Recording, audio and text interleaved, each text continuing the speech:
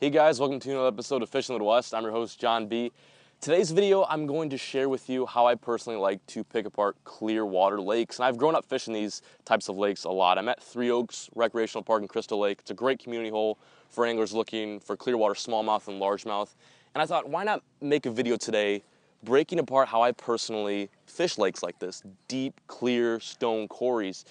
You know, I've been fishing these lakes for many years now, and I absolutely love fishing clear water. And for most people, they're probably thinking, why in the world would you ever say that? You know, for some people, it can be a very challenging task to tackle very visible conditions like this, where the fish can see you and you can see the fish. But there's many different ways you can pick apart lakes that are very clear with a lot of grass and a lot of rock. So in today's video, I'm gonna break down a few of my main steps and how I target some of these clear water largemouth and smallmouth. Hope you guys stay tuned and enjoy today's episode. So to begin with, there's one tool that I've always got on my boat, my kayak, or on shore, that being a finesse rod. You can't fish clear water without one.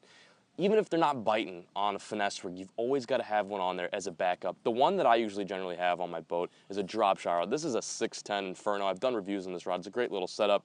And I've got a Daiwa Legos on here, a very inexpensive reel, but has a lot of line capacity. And that's a very important aspect as well with your setup. You want a lot of line capacity because you're fishing deep water. You're going to make long casts with fluorocarbon line, light fluorocarbon line. 8 to 10 pound test is what I use.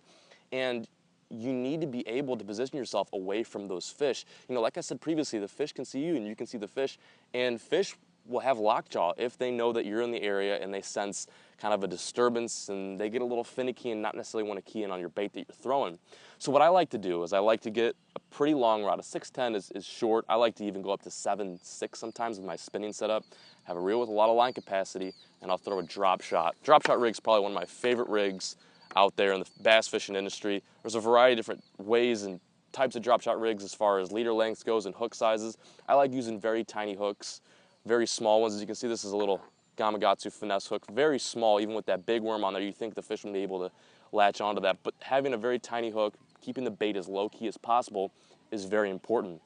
I've got about a 2-foot leader right here with a ball lead sinker, and I make sure I use lead because you're going to go through a lot of these when you're fishing clear water, especially in rocks too. So I usually just get an inexpensive lead weight, and the worms that I like to use are something like a 6-inch or a 4-inch finesse worm, depending on how clear the water. The clearer the water, the smaller bait. You know, I'll even use a 3-inch bait sometimes, and I make sure I stick with natural colors, lighter colors. Colors like blacks and blues won't do as well in clear water as something, let's say, as a watermelon red with a little bit of black flake. So this one right here is a Big Bite Baits finesse worm, and this is in a 6-inch size. If I'm fishing pretty deep, I like to go with a bigger bait. But if I'm fishing up shallow, let's say like 10 to 5 feet, I'll go with something on the 4-inch size. It really all depends, and you kind of have to let the fish tell you what they want. And with clear water lakes, you have to do a lot of experimenting. Do they want a bigger worm? Do they want a 2-inch or a 2-foot leader or a foot leader? How far off the bottom are they?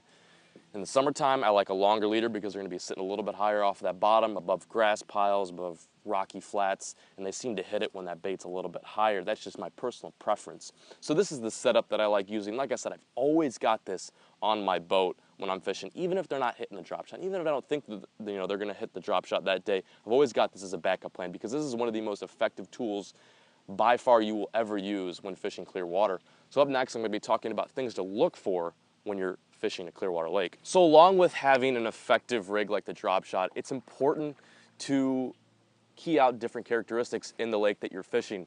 A few things that I like looking for are humps, rocky humps, sandy humps, and what that basically is it's a sudden elevation in the bottom, the lake bottom. It's basically an underwater hill. If you've ever thought of a hill, it just automatically comes up real quick, then it slopes back down. It's a 360-degree area where those fish are able to go up shallow if they need to, but really quickly go back down to deep water if the weather changes. So humps are a good thing to look for. The other thing I like to target too are transition periods, break lines, areas where you have grass and then a sudden change to rock.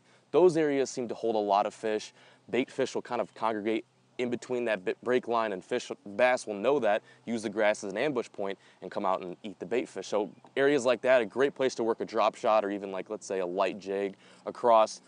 Few other spots that I like looking for too are just straight up flats. In the springtime or early summer, fish will come up on those flats to spawn, especially in deep water, from deeper water into shallow water. A 5-foot flat with a little bit of sand and rock are perfect for getting some of those springtime smallmouth and largemouth that are getting ready to spawn up and breed. So now that you know what rig to use and what to look for in a Clearwater lake, my next tip for you guys is how to approach these spots. You know, keeping a very stealthy position, a very minimal presence when Clearwater fishing is probably the most important tip that I can give for you guys over the rig and what to look for. I've seen too many anglers out there pull up on a spot 10 feet from where they're about to pitch or cast their lure and don't understand why they're not getting bit. They know the fish is there, they can see the fish, but they're scratching their heads wondering, why can't I catch this fish? The problem is they see you. If you can see them, they're gonna be able to see you. Fish like smallmouth and largemouth bass strongly rely on their sight to prey on fish, and they use that sight too to avoid predators. So if they look up and see a silhouette of you, silhouette of your boat, or you if you're on the shoreline, they're not going to be as willing to hit that lure. You know, they're not exactly the dumbest fish. They're not the dumbest species out there. They know what's up. They're going to see that you're going to see you with that drop shot in front of their face. They're going to be a little finicky and not going to be as prone to hitting that lure. So keeping a very distant approach to that spot that you're about to fish. Let's say there's a hump right there. I like to position myself 20 to 30 feet away from that hump and cast to it. I make sure I'm not even able to see the hump, see what I'm fishing before I make that cast.